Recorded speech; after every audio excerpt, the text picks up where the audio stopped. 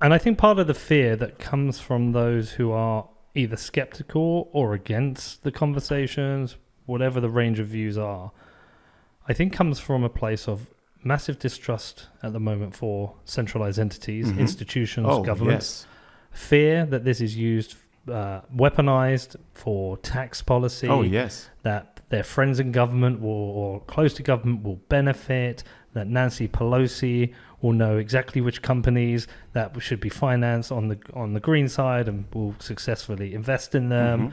Like all the bullshit that we've seen during COVID, which, by the way, I personally fell for a whole bunch of this shit. I think that is where the fear comes from. Yes. Is how do you establish policy which is overall net good for people and isn't just a tool or a weapon of these failed centralized institutions? And 100% agree with them. I'm sitting here in a Bitcoin podcast because I'm massively distrustful towards the institutions. I think that we need to be a bit more surgical when it comes to understanding how these institutions operate. Some of the arguments are just too simple for me. Due to my experience, or according to my experience, these are not bad people. They are not ill-intended. They do their best, but based on a very compromised understanding of the world. Okay, so I'm sitting here because I think a lot of these narratives, also within the IPCC reports, are problematic, and I'm happy to dig into that because I think this is a quintessential point to be understood before we can have a conversation around how does Bitcoin fit in all of this. Okay, talk to me about that. Good. So I think the most... Explain to people who IPCC are. So the IPCC is the Intergovernmental Panel for Climate Change. It is essentially a body that has been created in 1988 as you would call it a joint venture out of the World Meteorological Organization and the UNFCCC, which is the UN entity which deals with the climate change issue. And this is the panel which is the scientific body that gathers all the information that is available on the climate and then publishes reports on describing the state of play at a certain given point in time. And they do this through regular reports. And these are the important reports when it comes to, or these reports cater to governments, all governments around the world, to inform their policy making on climate-related decisions. Are they a respected and trusted body? Well, on the whole, yes, okay. Absolutely. And I know this is also a point of controversy. I recommend everybody who doubts academic publishing or scientific publishing to go and read those reports. In terms of scientific craftsmanship, that's best in class. Okay. And they are really well vetted. And so we are Bitcoiners, and if you don't trust it, then fucking verify it. Yeah. Because all is publicly available. The reports are available, the supplementary material is available, all the models are available, all the assumptions within the models are available. Everything is open source. And I think that's a really good thing. But it's a massive body of work to dig deep into this. And I was fortunate enough to have this as a profession to learn how good they actually are. And I don't want to qualify on how good they are. I think there are very interesting aspects in them, but there are also flaws in them. And I would love to discuss what I think are the interesting ups and the positives and negatives. We've done some research on this in the past as well, because one of the criticisms of climate scientists is that the models, people use models to actually attack them. But actually in our research, Danny, they're pretty accurate, weren't they? There have been failed models. Oh yeah, certainly, but that's the exception, not the norm. Actually, the models have been more recent ones even more accurate. Yes. Which makes sense, right? Yeah. The more data sets you get in, the more you can incorporate, the better the models are. Yeah. Right. Okay. So from that point, you talked about, and I know you were discussing this in preparation with Neil, you talked about some of the flaws within the overall climate change conversations.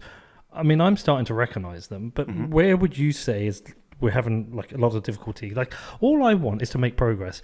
if somebody is sat across the table from me who is a skeptic, I want to know, how do we get to a point where we're in agreement, where we both have a set of facts, we're like, okay, that is truth, that is fact, and we can agree and make progress. I'm not here to push a single agenda. If I'm wrong, I want to know if I'm wrong, and if they're wrong, I want to help them know if they're wrong. Like, how do we get to that point? Because if this is science, it should be pretty obvious. It should be like, here are the facts. This is where we're heading. These are the consequences. Okay, this is what we need to work with. And by the way, I think the most complicated part of all of this is that climate change is a global issue which has got local and regional interests.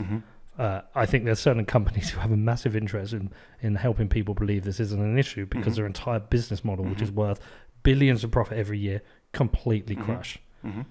And just as a complete side point, I think people should look to Saudi and see what's happening there. That is a country whose entire business model is based on the extraction of hydrocarbons, but they are changing their business model at the moment, and they are investing heavily in sports. And they've bought into Newcastle. They started a golf tournament. They are, and they've just announced this new mega wall city. Like, that is a country that recognizes that its business model needs to change. Absolutely. Well, a couple of things here. I wouldn't call it flaws. Okay. Because I think what humans do naturally is we have a very complex reality which we try to abstract in a certain way to make our life just easier. And I think on a policy level, you do the same thing. But you need to read the primary data in order to be able to identify where we might have taken the wrong turn. So let's focus for a second on the special report which came out, which is just called Global Warming of 1.5 degrees in 2019. It's a massive document. It's 260 pages. Of course, there are executive summaries and everything.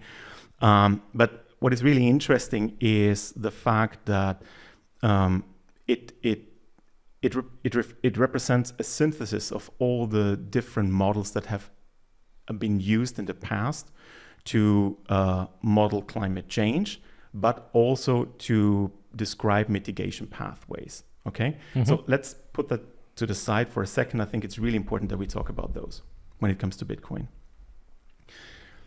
On a higher aggregation level, it's super fascinating because it was the first time that this report asked the question, well, in what world are those mitigation pathways actually embedded in? Now, that makes total sense because if you look at the world which is highly cooperative, a certain action can look very different to a world that, or feasible, than to a world where the world is highly competitive. And so what they did is they incorporated the so-called shared socioeconomic pathways, which essentially is a description of the state of play when it comes to how does the world look like in terms of geopolitical condition. And it assumes fairly that there might be a world where the world is highly cooperative, it recognizes collectively that we need to do something about climate change, and is willing to act in a cooperative manner towards that path. It's called the SSP1 pathway, the green road. Then on the other extreme, there is a world which it's almost a bit dystopian because it describes it. Well, I need to read this up. It's fine. Because it's just so accurate. So it's called the Harald has receipts. I have. Do you have it something so we can pull it up there? No, I don't. Where does that come from? Is that from the internet? Yeah, of course. No. Well, then Danny's got. We have the internet here in Bedford. All right. Well, it's pretty bad. Yeah, that's true. So look up the 5 shared socioeconomic pathways. Hi, Jerome. Where is Peter, by the way? We've retired Peter Schiff. Okay. Yeah, he's done. We've had enough Peter Schiff. We've moved on to Jerome Powell. I'm not feeling Jerome. You know? No. Oh, please put up Lagarde. That would be so much more appropriate. Lagarde's interesting. I feel like, I feel like I want... In terms of, like, lossless level. But he's telling you which way inflation's going in the UK. Yeah, I'm just not feeling Jerome like I used to feel Peter Schiff. What? Stop it. I feel like... Can you find it? Yeah, I can find it, but the internet's not loading anything. So you said we had the internet in Bedford. We don't have we do. internet. Just in the village I live in, it's pretty shit. No, but it's easy to explain. So essentially, it's called Here we go. the rivalry, Is this it? regional rivalry scenario. Leave all of that out, blah, blah, blah, blah, blah. There needs to be some kind of a matrix. Here you go, this oh, one. here, this is cool. Okay. Yeah. So, So it's called the Rocky Road. Yeah. Uh-huh. So it assumes a world where we have high population, low economic growth per capita, low human development, low technological process, resource-intensive lifestyle, resource-constrained energy and food demand per capita, focus on regional food and energy security, regionalization, and lack of global cooperation. yeah, sounds pretty fucked. Does that sound somehow familiar? And then you have... Is that the current state of play? No, wait. I think this is where it gets super interesting. Okay. And then we have the inequality scenario, which essentially assumes a lot of tensions between different populations. So city versus rural, working class with elites, and so on and so forth. Okay. And then there's a fossil fuel development, which is actually a really interesting one, which assumes we're not changing much. We just use a shitload of energy that we can produce out of fossil fuels to mitigate climate change. Sounds absurd, but of course you need energy to also do a lot of carbon capture and storage and so on and so forth. Okay. They're all essentially assumptions, yeah. And then you have the SSP2 pathway, which essentially is called the middle of the road. So it's a compromise. We're not so much in rivalry. We're not so much in cooperation. We're somewhere right down the middle.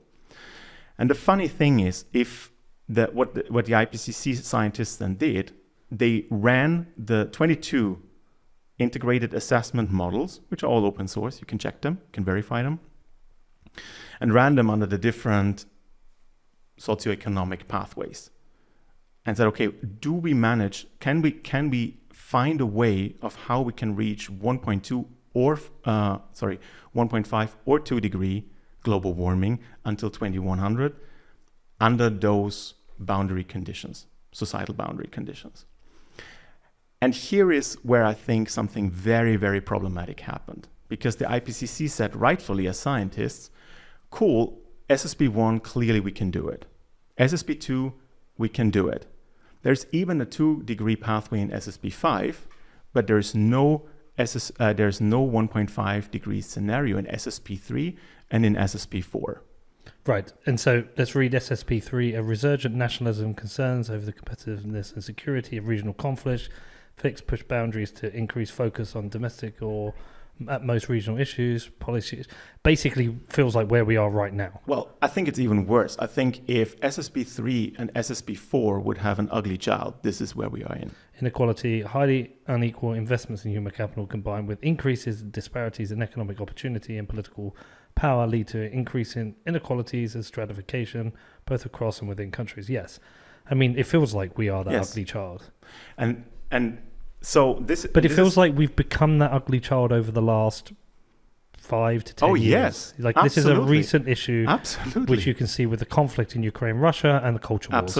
Absolutely. I'm 100% with you on that. And I think this is where you need to understand the flaws of political institutions, because then the IPCC made something which is, from a policy perspective, relatively straightforward and understandable. But they said, we do not have a 1.5 or 2 degree pathway for SSP3 and SSP4, so we reject them. Okay. We just don't look at them. We ignore them. We just focus on an illusionary world where we are all cooperative because we have the Paris Agreement, and we build all the policies based on that. And we hope. Yeah. And we YOLO into SSP1 or SSP2, build our policies around that, and then we just see what happens. Yeah. So this is essentially... Because if you're SSP3 or SSP4, you might as well not do anything. Or you need to look at completely different options and completely different interventions that would make sense in an SSP3 or SSP4 world. The problem in those with those different interventions, they're probably likely the scenarios that we've seen during COVID that haven't worked anyway, and probably accelerated us towards SSP3 and SSP4. That might very well be. Yeah, okay. I don't know, but I think what is interesting for us in this conversation with regards to Bitcoin, and I'm coming back to this later on, is, well, Bitcoin is made for exactly that world, because it aligns the incentives or in a non-cooperative environment, it eliminates the trust that is required for cooperative action. So we can qualify that later on. Yeah. I think it has different intervention points where this could make sense and will make sense. Now, the second piece that I want to touch upon is, now, if we look at the models themselves, and that's super interesting, and I'm not a modeling expert, but I guess most people know how modeling works. So essentially what you do is you have multivariables as inputs that you qualify, so you give them certain values, and then you run a so-called regression analysis, which then looks at possible outputs and then asks the question, is this output that I need within the realm of the independent variables that I've used as inputs? So that this is essentially how modeling works. I don't think most people do know how modeling works. Okay. Do most people understand how modeling works now? Is that a bit better? I do now. I would have further questions. If we were making a show on modeling, I would have please, then don't invite me. I would have further questions, but you go, man. Then don't invite me. And so the models are still sort of black boxes for me because I'm not a modeling expert. There are people who are just much better at this than I am. But what is interesting is what is published is the input variables that are considered for the models themselves. And I think here is where it gets really interesting, because every model has essentially so the categories for the models, or the inputs for the models are all the same for all the models. So essentially they assume, what if we can make buildings way more efficient by X% at scale? What if we can decarbonize traffic by X%? What if we can mitigate landfill gas by X%? What if we can use regenerative agriculture to produce our food? So these are very high-level assumptions that then go into these models, are then sort of cooked, and then give you a certain output, whether under these assumptions the 1.5 or 2 degree targets can be reached or not. So again, and now we have two very interesting aspects where we essentially see flaws within the state of play of the climate community right now, because we're building all our climate actions on a false assumption that we are living in a cooperative world. And I'm here to put my hands down and say the Paris Agreement is dead. It will not be revived. We will not make it work. So we need to find better ways of how we can actually get to a 2 degree or 1.5 degree global warming without being in a cooperative environment.